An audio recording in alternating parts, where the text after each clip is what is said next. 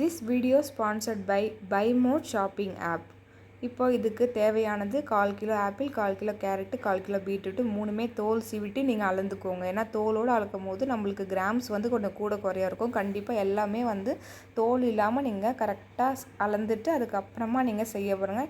சில பேர் வந்து செய்யும் போது இல்லைனா கட் பண்ணி சேர்த்துக்கினா உங்கள் மிக்சியில் நல்லா கிரைண்ட் பேஸ்ட் ஆகும்னா நீங்கள் கட் பண்ணி சேர்த்துக்கோங்க, இல்லைனா துருவி கூட சேர்த்துக்கலாம். நான் கட் பண்ணியே தான் அரைக்கிறேன். தண்ணி எதுவும் சேர்க்காம நல்லா ஃபைன் பேஸ்ட்டாக அரைச்சிட்டு அதே மாதிரி நீங்கள் எந்த பாத்திரத்தில் செய்ய போகிறீங்களோ நல்ல கெட்டியான பாத்திரமாக இருக்கணும். அந்த பாத்திரத்தில் இந்த தண்ணியோ இருக்கக்கூடாது, ஆயில் எதுவுமே போடாமல் வெறுமனே ப்ளெயினாக அந்த பேஸ்ட் மட்டும் ஆட் பண்ணி நல்லா குக் பண்ணணும்.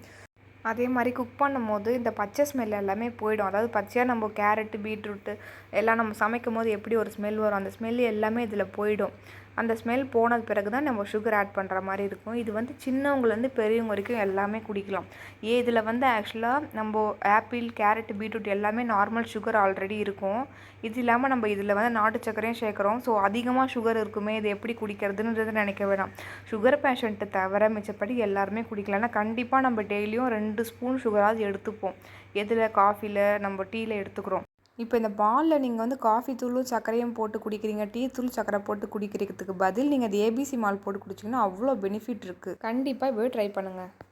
இப்போ நான் என்ன பண்ணுறேன், சைடில் ஒரு கடாயில் கொஞ்சம் நம்ம நட்ஸ் எல்லாம் ஆட் பண்ணிக்க போகிறோம். ஸோ நான் ஒரு கைப்பிடி வந்து பாதாம் ஆட் பண்ணிக்கிறேன்.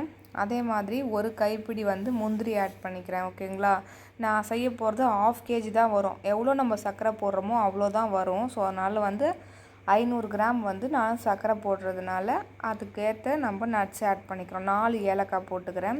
இப்போது நல்லா டார்க்காக இருக்கிற சுகராக எடுத்திங்கன்னா உங்களுக்கு ஏபிசி மால்ட் நல்லா கலராக கிடைக்கும். ஸோ சுகர் மட்டும் டார்க்காக இருக்கிற மாதிரி பார்த்துக்கோங்க. அங்கே கட்டிப்படும் சுகரை எல்லாமே நம்ம கரைச்சி விட்டுக்கலாம். இப்படி இருக்க வெசில் வந்து நம்மளுக்கு எவ்வளோ ஓரம்லாம் க்ளீனாக இருக்குல்ல, இது நம்மளுக்கு ரொம்ப தண்ணி விட்டு நல்லா தெளித்து வரும்.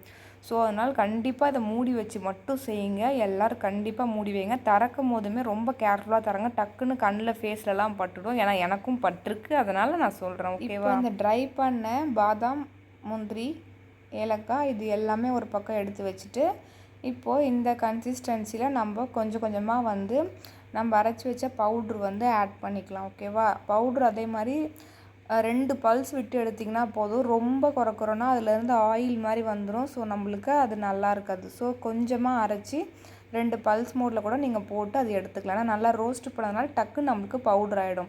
ஸோ இந்த டைமில் நல்லாவே எடுத்து போட்டு இதை நல்லா மிக்ஸ் பண்ணணும். மிக்ஸ் பண்ணுறது தான் இருக்குது. நல்லா திக்காக மிக்ஸ் பண்ணி அல்வா மாதிரி எவ்வளோ ஹார்டாக நம்ம மிக்ஸ் பண்ணுறோமோ அவ்வளோ ஹார்டாக லூஸாக இருக்குல்ல இந்த மாதிரி இருக்கக்கூடாது. நல்லா ஹார்டாக இருக்கணும். அது எடுக்கும் போதே நம்மளுக்கு டைட்டாக இருக்கிற மாதிரி இருக்கணும். தெரியுதா? இப்போ எடுத்து காட்டுறது. அப்படியே நம்ம சேனல் எல்லாம் சப்ஸ்கிரைப் பண்ணிக்கோங்க. ஃபேனில் ஒரு நாள் ட்ரை பண்ணேன், அப்புறம் வெயிலில் ஒரு நாள் ட்ரை பண்ணி அதுக்கப்புறம் ஜலிச்சா நம்மளுக்கு ஏபிசி மால்ட் ரெடி. உங்கள் வீட்டில் இது மாதிரி ஈஸியாக நீங்கள் உங்கள் குழந்தைங்களுக்கு ஏபிசி மால்ட் ரெடி பண்ணி கொடுங்க. அடுத்த வீடியோவில் பார்ப்போம். பாய்.